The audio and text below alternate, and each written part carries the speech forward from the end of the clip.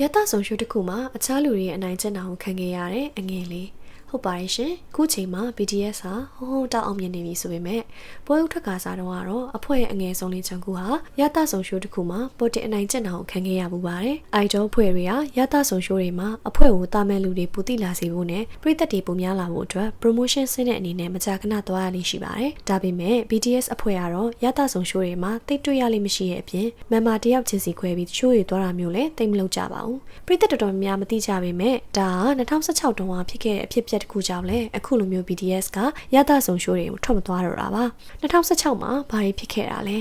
2013မှာပွဲဥထွက်ခဲ့တဲ့ BTS အဖွဲ့ဟာ2016မှာ idol အဖွဲ့တစ်ခုအနေနဲ့ကြီးမားတဲ့အောင်မြင်မှုကိုမရရှိသေးပါဘူး။အဲဒီအချိန်မှာအဖွဲ့ရဲ့အငယ်ဆုံးလေးဖြစ်တဲ့ဂျုံကူဟာ Flower Q လို့ခေါ်တဲ့ရတဆုံရှိုးတစ်ခုတခြားဧည့်သည်တွေနဲ့အတူသွားခဲ့တာပါ။အဖွဲ့ကို promotion ဆင်းဖို့နဲ့ BTS ကိုလူပိုသိလာစေဖို့ရည်ရွယ်ချက်နဲ့ရှိုးကိုတယောက်တည်းသွားခဲ့တဲ့ဂျုံကူဟာအဲဒီအချိန်မှာအသက်18နှစ်ပဲရှိသေးတာဖြစ်ပါတယ်။ဒီရှိုးဟာ MC တွေနဲ့ဧည့်သည်တွေဖြစ်လာတဲ့အမှုပညာရှင်တွေပေါင်းပြီး mission တွေလုပ်တာအစားအစာတွေစားတာမျိုးလုပ်ရတာဖြစ်ပါတယ်။ဧည့်သည်တွေကသူတို့ကိုယ်ပိုင်ငွေနဲ့တင်ဆက်သူတွေအတွက်အစားအစာတွေဝယ်လာရပါတယ်။ဂျုံကူကသူပထမအဆုံးပါဝင်ခဲ့တဲ့ရှိုးကိုစိတ်လှုပ်ရှားနေတယ်လို့ရှိုးပါဝင်သူတွေအတွက်လည်းအဆင်ပြေစေဖို့သူ့ကိုယ်ပိုင်ငွေနဲ့ဟမ်ဘာဂါတွေကိုတေချာရွေးချယ်ဝယ်ယူခဲ့ပါတယ်။ပါဝင်သူတယောက်ချင်းစီအတွက်အမျိုးမျိုးစဉ်းစားပြီးအားထုတ်လာခဲ့တဲ့ဂျုံကူရဲ့ဟမ်ဘာဂါတွေကိုရှိုးအဖွဲ့ဝင်တွေကမစားကြတဲ့အပြင်သူ့ရဲ့အားထုတ်မှုကိုပါလစ်လူရှုခဲ့ကြဖြစ်ပါတယ်။ဂျုံကူကရတဆုံရှိုးအတွေ့အကြုံမရှိတဲ့အဲ့ဒီအခြေအနေမှာအတော်လေးအနီးခတ်ပြီးအဆင်မပြေတဲ့ပုံပေါ်နေပေမဲ့ရှိုးတစ်ချောင်းလုံးမှာစူးစမ်းပြီးပါဝင်ခဲ့ပါတယ်။ရှိုးရဲ့ MC တွေကနာမည်မကြီးတဲ့ idol အဖွဲ့ဝင်ဖြစ်တာကြောင့်ဂျုံကူကိုတိတ်ပြီးအာယုံထားခဲ့ကြတယ်လို့လုပ်ခဲ့ကြတာပါ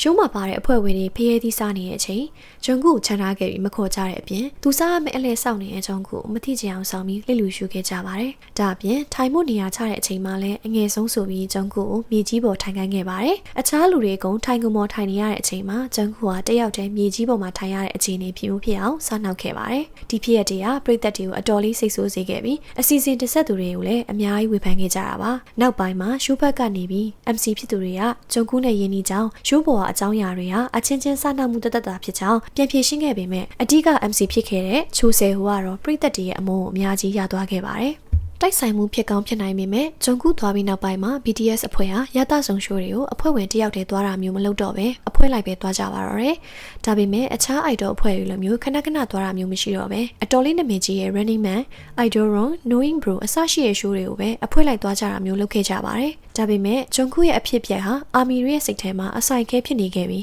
MC ဖြစ်ခဲ့တဲ့ချိုဆယ်ဟိုကိုလည်းမကြေမနက်ဖြစ်နေခဲ့ကြတာပါ။နောက်ပိုင်းမှာတော့ BTS အဖွဲ့ကလည်းဟိုးထောက်အောင်မြင်လာပြီးသူတို့သွားတဲ့ရှိုးတွေကလည်းတကယ်ကိုကန်ကောင်းလုပ်နေလို့ယူဆနိုင်တဲ့ရှိုးတွေဖြစ်လာခဲ့ပါတယ်။ချိုဆယ်ဟိုကလည်း BTS အဖွဲ့ဝင်ကြီးမင်းအပါအဝင် Sugar တို့နဲ့အတော်လေးရင်းနှီးလာတဲ့လူဖြစ်လာပြီးတော့အဖွဲ့ရဲ့အနီးကပ်တငယ်ချင်းတယောက်ဖြစ်လာခဲ့ပါတယ်။ပြည်သက်တွေကတော့ချိုဆယ်ဟိုနဲ့အဖွဲ့ဝင်တွေရဲ့တငယ်ချင်းဆက်ဆံရေးကိုအားပေးရမျိုးတိတ်ပြီးမရှိကြသလိုအခုချိန်ထိဂျုံကူကိုလုပ်ခဲ့တဲ့လုပ်ရက်တွေကိုလည်းမှတ်မိနေစေလို့ပြောနေကြတဲ့ပြည်သက်တွေကလည်းရှိနေစေပါပဲ။ပြည်သက်ကြီးရောဂျုံကူလေးရဲ့ပထမဆုံးရှိုးတော့အနိုင်ကျင့်ခံရတဲ့အကြောင်းလေးကိုသိကြလားဆိုတော့ကွန်မန့်မှာပြောသွားခဲ့ကြပါအောင်နော်။